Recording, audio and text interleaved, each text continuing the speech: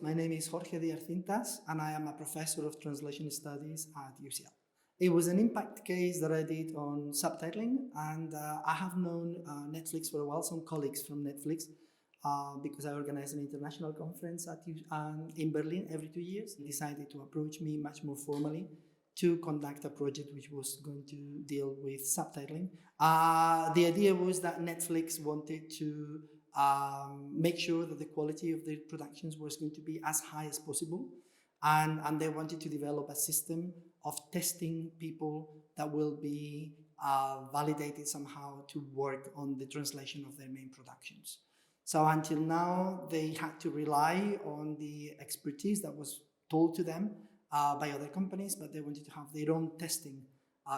platform where anybody wanted to translate productions for Netflix will have to sit that test, whether they were newcomers into the industry or whether they were already experienced translators working in the field. By the end of that project, what we managed to secure was a few people, a few thousands of people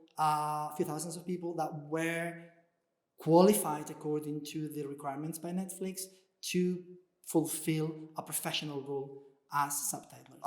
At the time when I was working on this project, there was a sort of tendency to rates to be declining or on the decline. And with this project, what Netflix wanted to do was to make sure that the people that were really experienced were going to be paid decently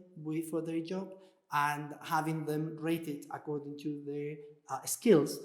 allowed them to have this Hermes number that they could use in terms of negotiation with companies. So if any company wanted to work with a subtitler of a very high standard and needed to be of a certain level according to Netflix parameters, then they will command higher rates. And in the end, Netflix also improved and paid a little bit more than some of the traditional companies were paying in the field.